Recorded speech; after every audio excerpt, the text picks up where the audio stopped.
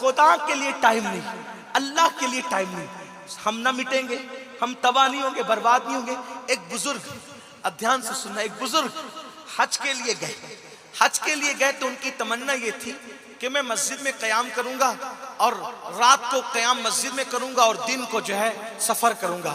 اب یہ ہوا کہ رات کو وہ بزرگ مسجد میں قیام کرنے لگے تو اچانک مسجد کے اندر کوئی رو رہا تھا.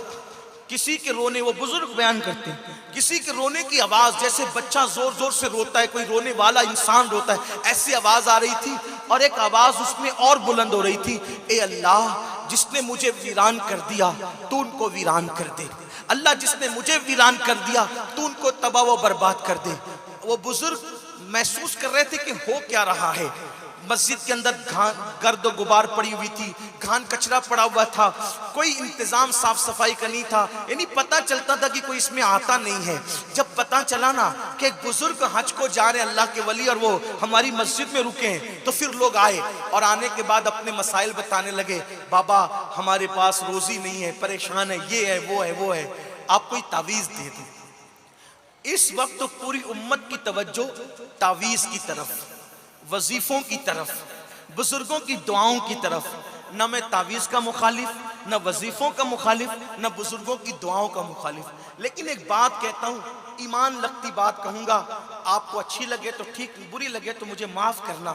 نہیں معاف کر سکتے، جو بدلہ لینا چاہو میں اجازت دیتا ہوں، لے لینا.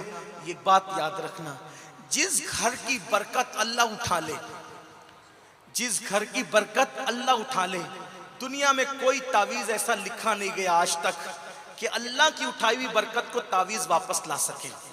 اور اگر جملہ برا لگتا ہے لیکن میں اس اپنے ذوق کے مطابق کہہ رہا ہوں، اللہ کی اٹھائی ہوئی برکت ملا کبھی واپس نہیں لا سکتا. اتنا یاد رکھنا. آپ ایک بات اچھی طرح سمجھنا، کتنا بھی بڑا ولی آپ کے لیے دعا کر دے، اگر آپ بے نمازی ہیں اور اللہ نے برکت اٹھائی ہے، ولی کی دعا کی برکت بھی آپ کو نہیں ملے گی.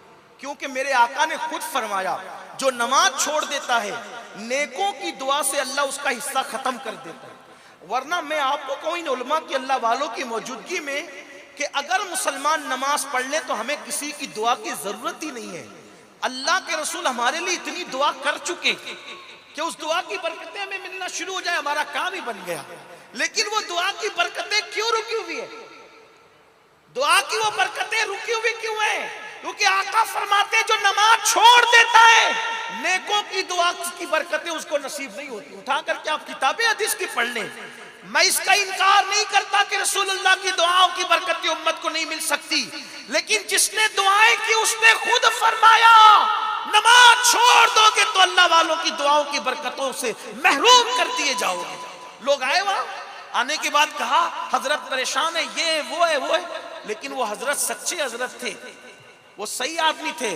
انہوں نے کہا تمہارے مسئلے کا حل نماز میں ہے، نماز پڑھو، مسجد آباد کرو، تمہارے سارے مسئلے حل ہوں گے.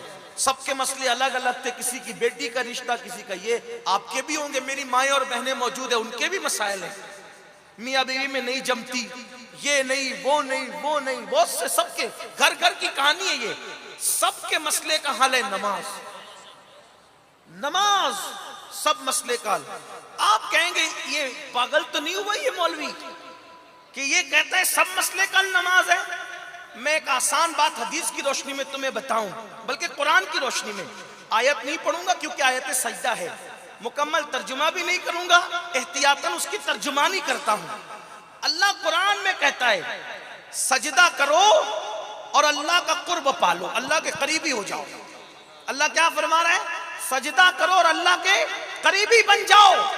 یعنی جب بندہ سجدہ کرتا ہے، حدیث پاک ہے، جب بندہ سجدہ کرتا ہے، اب یہاں عالم اور جاہل میں کوئی تمیز نہیں بتائی گئی، یہاں نیک اور گنہگار میں کوئی فرق نہیں بتایا گیا. اللہ اکبر، کیا فرمان جاری ہو رہا ہے، کیا فرمان جاری ہو رہا ہے. اللہ کے رسول فرماتے ہیں صلی اللہ علیہ وآلہ وسلم کہ جب تم سجدے میں جاتے ہو تو اللہ کے اور تمہارے درمیان جتنے پردے ہیں وہ سارے پردے اٹھا دیے جاتے ہیں اور سب سے زیادہ تم اللہ کے قریب ہو جاتے ہو. اب مجھے بتاؤ جس سجدے سے خدا مل جاتا ہے اس سجدے سے دنیا کی کون سی نعمت